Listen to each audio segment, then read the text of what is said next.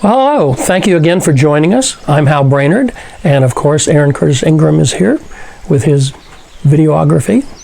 Aaron and I want to talk about the wide selection of lenses available and how important choosing the correct lens is when composing your picture. We arrived about 45 minutes before sunrise on this location with our flashlights to help set it up. I'm excited! Knowing that this was going to be an industrial subject, I really wanted to get here early to create one beautiful image to show how to keep your client happy.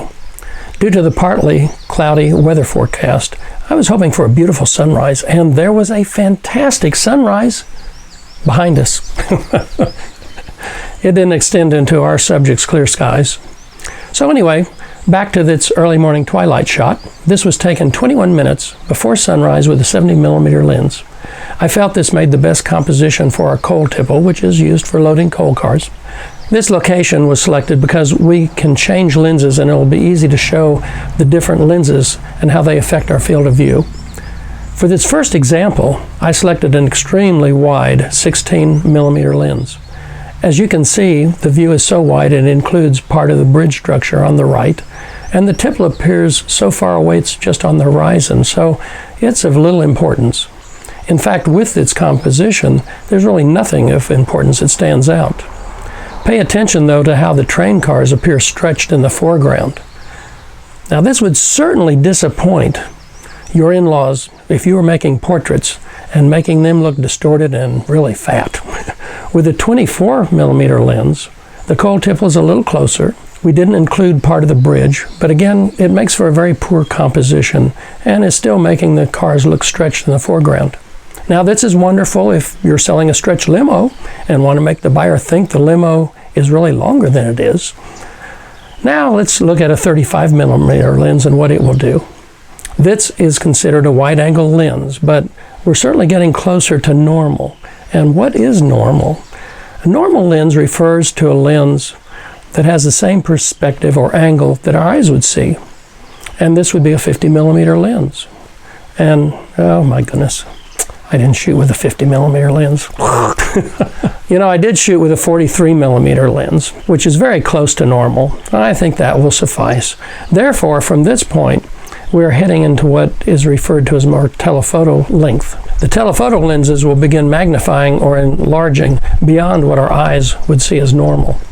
So let's see that 70mm angle again, which we saw at twilight, although this is a little later in the day. Now the tipple looks a little more magnified than what our eyes would see. A 125mm lens definitely makes the tipple look closer than it is. This is a good lens for a single individual portrait. Not that it will make them look closer, but cameras make us look wider than what we are.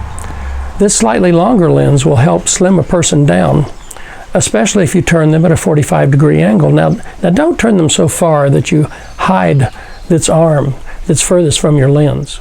We want two armed people. Moving along, here's a 200mm lens. Now we're starting to become telephoto. Now, not for wildlife.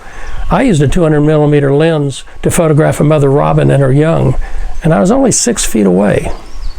Wildlife photographers need very long lenses with small f-stops like 1.4, 2.5 to take in as much light as possible. Often, wildlife comes out around dusk, so there's less light. Telephoto lenses require more glass for magnification. This reduces the amount of light coming through the lens along with a narrow angle of view, taking in less light. And to that, add the grinding, the polishing of the extra glass, and good telephoto lenses are really terribly expensive. I would think that for wildlife, you'd need to start with at least a 400mm lens to start with, and really preferably a 600mm lens. Also, telephoto lenses have far less depth of field or area in focus compared to wide-angle lenses. You know, photography is so interesting because for every decision you make, there's an advantage and there's also a disadvantage. My final example is this 320mm lens. When looking through your SLR or single lens reflex camera and trying to decide what lens you want to use, if you will visualize the viewfinder divide into 4 equal sections, you know, like a cross cutting right through the middle of your viewfinder, Now pick any one of those 4 sections to look at, and that's what doubling the millimeter of your lens would look like. In these first images, you can see the distortion of the train cars, but I want to show it from a little different angle in the studio. I've gone into Photoshop and stacked 2 images together. Both images were taken at the same angle, one image with a 24 millimeter lens and the other with a 16 millimeter lens. As we know, the 16 millimeter lens will give us more image or a wider angle all around, but notice how it also distorts our image. As I toggle back and forth with these 2 lenses, notice how the smaller wooden fruit sculpture appears further away from the apple and banana with the 16 millimeter lens. Next is a comparison between a 50 millimeter lens and a 200 millimeter lens. In trying to frame the images similarly, the 50 millimeter had to be closer to the subject and the 200 millimeter further away. By moving up close to the sculpture, the 50 millimeter lens makes the fruit in the foreground appear larger because the fruit is closer to the lens.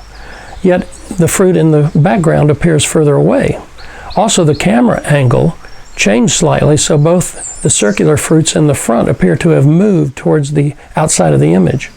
As we move close with the lens, the circular fruit hide more of the objects behind them, and the forward fruit appears larger. The 200 millimeter lens will magnify everything, making all the fruit look closer together. Now this last image is taken with a 27 millimeter lens, and I moved the small round fruit in the foreground closer to the camera, leaving all the other objects alone. This will make it look larger than the red apple, even though it is actually smaller. The closer an object is to the lens, the larger it looks. Now this is really important if you're taking a portrait. If the hand or the arm extend out, say from a table, and closer to the camera than the face, it's going to appear unusually large. We hope these demonstrations will help you understand the difference that lenses can make when composing an image, and why you should select one lens over another. Remember, we post a new video every Tuesday, so we hope that you'll check in with us. And tell your friends about us. Be sure to share these videos and subscribe. Hal and I will see you next time, and thank you for watching.